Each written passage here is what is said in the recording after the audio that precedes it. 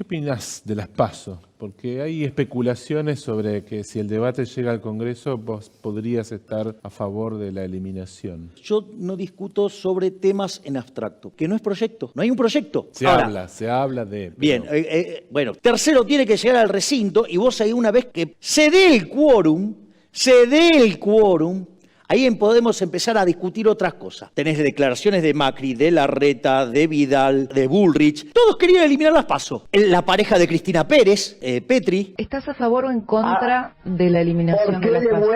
Porque de vuelta estás operando con el formato de Juntos por el Cambio sobre un proyecto que no existe. Dale. Para 2023, ¿cuál sería tu apuesta? Lograr entrar a la segunda vuelta y ser presidente de la Nación. ¿Y crees que tendrías que hablar con alguien para una segunda vuelta? ¿O te van a votar solo porque seas el sobreviviente de la primera? Ya en un minuto más seguimos con CFO Summit y con una entrevista a Javier Milei. Quédense.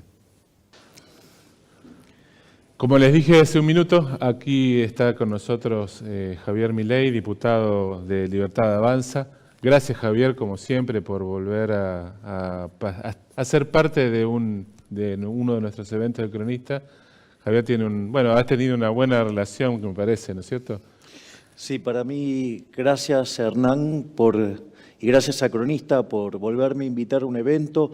Yo disfruto mucho de estos eventos y mucho de lo que he construido, lo he construido desde las columnas de opinión en el Cronista. Así es que mi eterno agradecimiento al Cronista y por eso en la medida que mi agenda me lo permita voy a estar.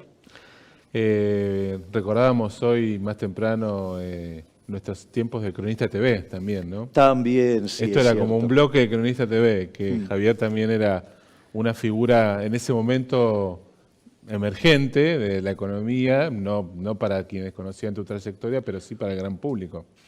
Sí, lindos momentos también, Lindos momentos. O sea, haciendo las primeras armas en la televisión. Exacto. Ahora tengo unas cuantas horas de vuelo más. Voy a empezar por preguntarte algo bien de coyuntura y es un poco lo que está como sobresaliendo en la dinámica de la economía, es la inflación un poco generada por esta montaña de pesos que tenemos hoy. Me gustaría un poco que, más allá de que después podamos hablar un poquito de política, arranquemos con cómo ves esto, qué salida le ves a la inflación. Estamos hablando de que se necesita un plan de estabilización, pero ¿cuán efectivo puede ser? A ver, hay varias cuestiones, ¿no? Argentina tiene un problema estructural, un problema coyuntural, un problema puntual con la inflación.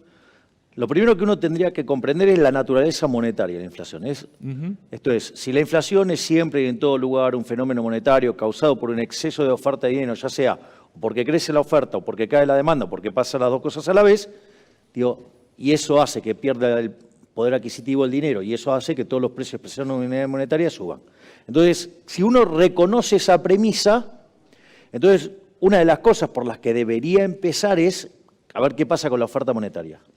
Y ahí Argentina tiene tres problemas. Tiene un problema con el pasado, es decir, un problema con la emisión monetaria pasada, con la presente y con la futura.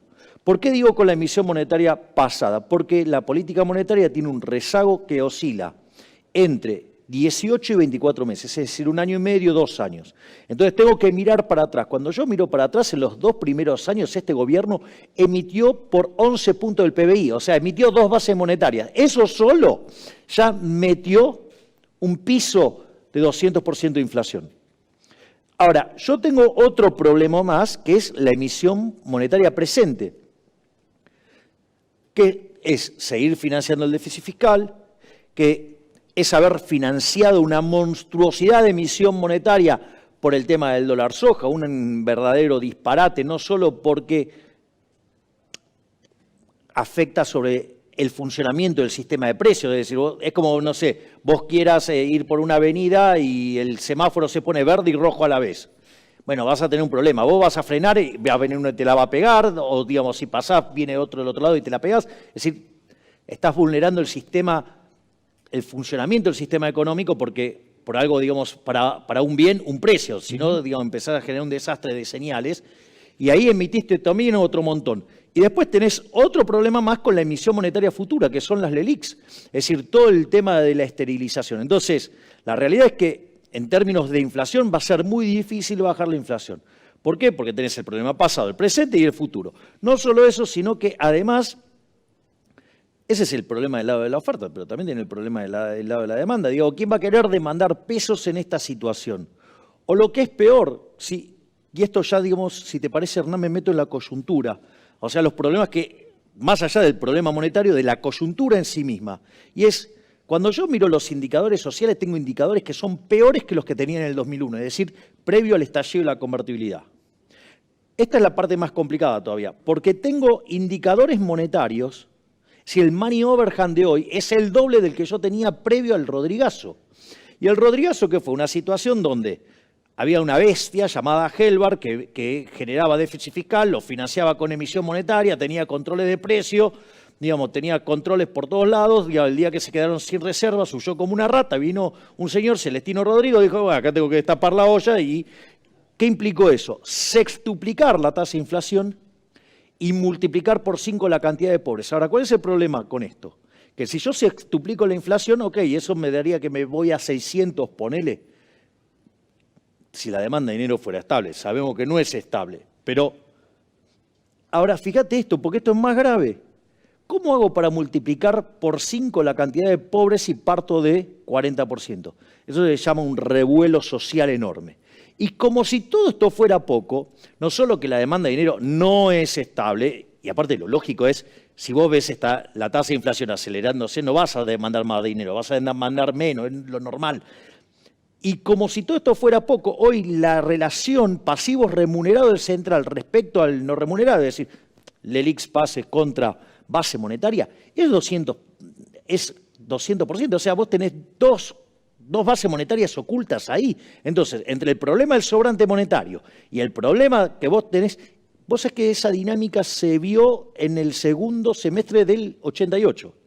Es decir, tenés todos los elementos de una crisis colosal. Y además, la única forma de parar esto es con un plan de estabilización serio, no más serio. Y el problema es que aun cuando vos lo hicieras, para que el plan de estabilización sea exitoso, sea expansivo, digo que este es el caso de todos los programas de shock desde el 52 en adelante, sacando el del 59, para eso vos tenés que tener credibilidad, pero la credibilidad no es algo abstracto. Para tener credibilidad tenés que tener reputación.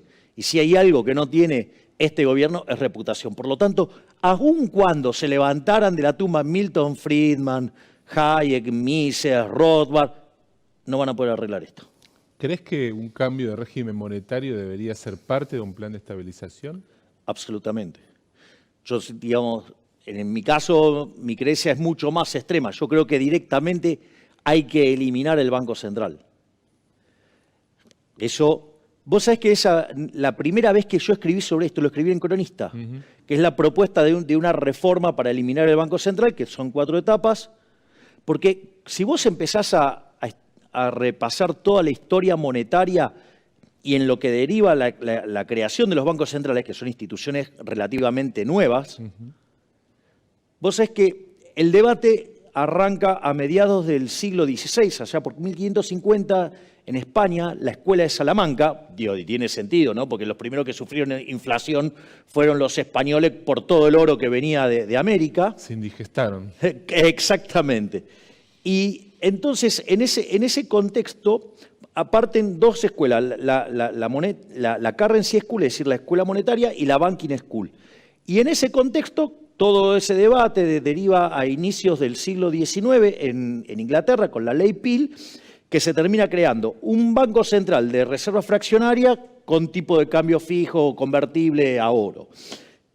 Y la única función que tenía esencialmente los bancos centrales era ser prestamista de última instancia. Por lo tanto, si vos diseñás una banca que no tenga ese problema, llámese Banca Simon, vos no necesitas más un banco central. Entonces, si vos pasás a Banca Simon el sistema actual, si al mismo tiempo, después, una vez que pasaste el sistema, liberás ese mercado, determinás la competencia de monedas, la verdad, yo creo que los argentinos van a elegir el dólar y ahí liquidás el Banco Central y quedás dolarizado. ¿Cómo le resolvemos hoy por hoy, digamos, para llevar un plan de estabilización? Una de las cosas que son necesarias es tener reservas, digamos, algo que haga que vos puedas tener un respaldo para el peso que tenés en circulación. ¿Cómo encarás ese déficit crónico de dólares que genera la economía? En realidad, desde mi punto de vista, no hay un problema en la generación de dólares. De hecho, vos tenés liquidaciones récord. El problema es el Estado metiéndose en el mercado de divisas. Es decir, todas esas cosas de la restricción externa, todas esas cosas, en realidad, ¿qué es la restricción externa? Es un exceso de demanda. Los economistas resuelven eso vía el sistema de precios. Acá, digamos, no, lo quieren resolver a dedo, digamos, y cuando no te cierra el número, a garrotazo en la cabeza.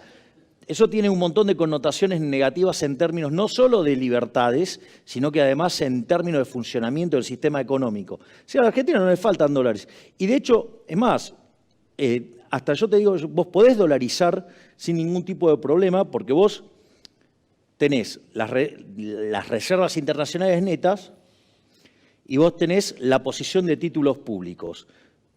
Si vos vas a un sistema de dolarización, vos vas a cambiar esos títulos públicos, vas a pasar a tener instrumentos, digamos, que primero que no tienen el problema del descalce de moneda, digamos, van a tener liquidez, o sea, vas a tener un montón de virtudes respecto al pésimo activo que hoy tienen, por ejemplo, los bancos, que son las LELIQ. Es decir, vos le vas a dar un instrumento mucho mejor, ese se lo canjeás. Hay una parte de RING, ponerle 3.000 millones de dólares, digamos, poner la posición de oro. Limpiás 3.000 millones de dólares de la base y te quedan 10.000 millones. Y te quedan 50.000 millones de títulos contra 10.000 millones. Hoy, ¿cuánto cotiza un bono argentino? 20%. Bueno, vos vas, los pones esos títulos, conseguís 10.000 millones y ¿sabes qué? Te sacaste de encima el problema de la inflación de por vida. Y se acabó. Pero ¿sabes cuál es el problema? Que vas a dejar de levantar señoriaje, que es un elemento con el cual los políticos estafan a los argentinos. Ahora, una reforma de estas características tiene, te diría, dos grandes virtudes. La primera es que, mira, la inflación es al sistema de precios lo que el ruido a la comunicación. Suponete que mientras que nosotros hablamos ahora hay un tremendo ruido. Es decir, no es que vos no me entendés porque no estás apto y yo soy un tronco explicando. Es que hay ruido, y si hay ruido no se entiende. Bueno, eso es lo que genera la inflación en el sistema de precios, te ceja la estructura de capital, genera redistribuciones del ingreso, afecta a los patrones de ahorro, lo de consumo, te afecta, digamos, la inversión, te afecta la estructura de capital, te genera un desastre. A la postre, ¿cómo termina esto? Con grandes ajustes hasta que se equilibra todo y en el fondo ¿qué hiciste? Te comiste capital y sos más pobre. Entonces, punto uno te diría que es claramente precondición para volver a crecer que el sistema de precios funcione. Y después hay algunas cosas que no las ven con claridad y me parece que este es un buen lugar para contarlos. Cuando vos tomás hoy la remuneración del decil más bajo, más alto de la distribución en Argentina, ganás $700 en promedio. ¿Me entendés? O sea, un lavacopa en Estados Unidos gana 1.500, un mozo gana 2.000 y sumale la propina, y un chico que entra en McDonald's 3.000. ¿Sabés qué quiere decir eso? Que vos tenés una distorsión de precio relativo, que cuando vos estabilices, te va a pasar lo mismo que te pasó con la convertibilidad, que tuviste un primer año donde licuaste toda la distorsión de la hiper de Alfonsín y la hiper de Menem, y sabés que los salarios en dólares van a volar. Y eso te va a hacer que baje fuertemente pobreza e indigencia. Y eso le va a dar un respaldo a este conjunto de reformas que, si la logro meter, digamos, porque si no me la aprueba el Congreso, voy a hacer una consulta popular. O sea, y ahí los voy a arrinconar a todos. Con lo cual, digamos, se va a terminar el curro de la política con la inflación. Y esa recuperación va a sentar las bases para que uno empiece a hacer todas las reformas que permitan volver a crecer. ¿Qué opinás de las PASO? Porque hay especulaciones sobre que si el debate llega al Congreso, vos podrías estar a favor de la eliminación. Yo, de vuelta, y esto lo señalé varias veces, yo no discuto sobre temas en abstracto. ¿Por qué? Voy a explicar algo. Porque hay varios problemas con las PASO. Primer problema es que no es proyecto. No hay un proyecto. No, eso es cierto. Se habla de... Pero... Bien, bueno, está bien, pero hay gente interesada en hablar de. Entonces, primero, para vos llegarlo a tratar, primero tiene que ser proyecto. Segundo, tiene que tener dictamen de comisión, donde además puede cambiar. Tercero, tiene que llegar al recinto y vos ahí una vez que se dé el quórum, ahí podemos empezar a discutir otras cosas. Entonces, la verdad que estamos discutiendo sobre algo que, en primer lugar, no existe. Por lo tanto, mi esencia de economista no me permite discutir sobre las cosas que no existen porque, tenemos problemas más concretos. Segundo, y hay una cosa muchísimo más delicada, y es que esto es parte de una negociación entre el Frente de Todos y Juntos por el Cambio. Concretamente, la gente de Juntos por el Cambio entregó a la sociedad en términos de la justicia sobre la señora Cristina Fernández de Kirchner. Porque en la Cámara de Senadores hubo ausencias, hubo quórum, hubo complicidad de Juntos por el Cambio para que pasara el proyecto de 15 jueces. Y hoy, entonces, ese proyecto de 15 jueces, que es la impunidad para la señora Cristina Fernández de Kirchner, la negocia con Juntos por el Cambio, porque Juntos por el Cambio cree que las PASO le dan una ventaja para ordenar el desastre interno que tienen. Entonces, la realidad es que meterse en esa dinámica es porque es algo que están negociando ellos. Entonces y lo van a negociar ellos. Y no solo eso, hay otra cosa que es falsa, que también trataron de impulsar, que los votos que definen, en realidad, define mi voto. Es un disparate, Hernán. Vos, lo sabés. A ver, esto requiere una mayoría calificada. Necesitas 129 votos. O sea, no es ganar la votación. O sea, necesitas la mitad más uno. O sea, pero de la Cámara, no de los que están, de la Cámara. Entonces, la pregunta es, ¿el Frente de Todos tiene 129 votos? No. Si me quieren endilgar a mí el problema, que es lo que quiere hacer Juntos por el Cambio, pese a que ellos cuando eran gobierno, tenés declaraciones de Macri, de Larreta, de Vidal, de alguien más, de Bullrich, sí, todos querían eliminar las PASO, todos, la pareja de Cristina Pérez, Petri. Entonces, en ese contexto, lo que vos tenés es que, ¿cuántos votos tiene el Frente de Todos? Supuestamente tiene 118, que son sus diputados. Ahora, ¿cuál es el punto? Que 7 ya dijeron que no. Es decir, tienen 111. ¿Me querés explicar cómo llegan a 129 votos? No los tienen. Entonces, ¿por qué, traer una discusión que es abstracta, que lo único que busca hacer es ensuciarme a mí? Porque es, la obsesión que tiene Juntos por el Cambio. Porque, ¿por qué, se agarra con uno de los diputados cuando tiene, 257? Y en ese caso, con PASO activas, ¿cuáles son tus planes para el 2023, ¿Podrías participar en otro espacio o vas a ir? No, yo no participo en otro espacio. Okay. Yo no puedo. Primero, con los kirchneristas no puedo estar, eso está claro. Porque aparte, si hay alguien que es el más antikirchnerista rabioso de todo, soy yo. El único que le votó todo en contra a los kirchneristas fui yo. No como Juntos por el Cambio, que cada vez que se trató de meternos la mano en el bolsillo, se pusieron de acuerdo.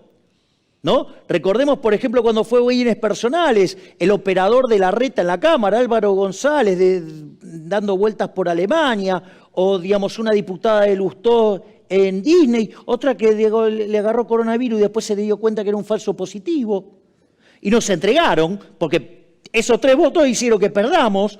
O sea, es decir, cada vez que se trata, o aprobar el financiamiento del fondo, cuando en el fondo vos sabías que atrás había un programa que implicaba un ajustazo, y además tomar deuda son impuestos futuros, con lo cual nos aumentaron los impuestos. Es decir, cada vez que nos tienen que entregar, Juntos por el Cambio, si se trata, ellos a cambio de cargos, Digo, te entregan, te aprueban impuestos, te aprueban lo que sean, ¿sí? Entonces, en ese sentido, el más antikirchnerista rabioso soy yo, con lo cual digo, a ver, las últimas 2 veces me fui de la Cámara discutiendo no amigablemente con los K. Y entonces, en ese sentido, con los K no, y con la gente de Juntos por el Cambio tampoco, porque tienen a los inviables de los radicales, que es la Internacional Socialista, tienen a los más inviables todavía de la coalición cívica, que son un desprendimiento por izquierda de los radicales, y tienen a la tibieza infinita también ahí. Y esto que viene no es para tibios, esto es para gente que no solo sabe lo que tiene que hacer, sabe cómo hacerlo y además tiene el coraje. Y dudo que tengan esas 3 virtudes, al menos esos grupos que he mencionado. En resumen, para 2023, ¿cuál sería tu apuesta? Lograr entrar a la segunda vuelta y ser presidente de la Nación. ¿Y crees que tendrías que hablar con alguien para una segunda vuelta? ¿O te van a votar solo porque seas el sobreviviente de la primera? Bueno, digo, o sea, ser sobreviviente de la primera sería un tema menor. Digo, es muy interesante la reflexión. ¿Qué estuviste hablando con Cari? Pero, digamos, al margen de eso, yo creo que los votos no son de las estructuras. Ese comportamiento fascista de Juntos por el Cambio, dice, me roba los votos a mí. Yo que sepa, cuando cada uno de nosotros va a votar, no es el voto, digamos, de alguien de Juntos por el Cambio, es la decisión de uno ahí frente a la urna y hace lo que se le da la gana.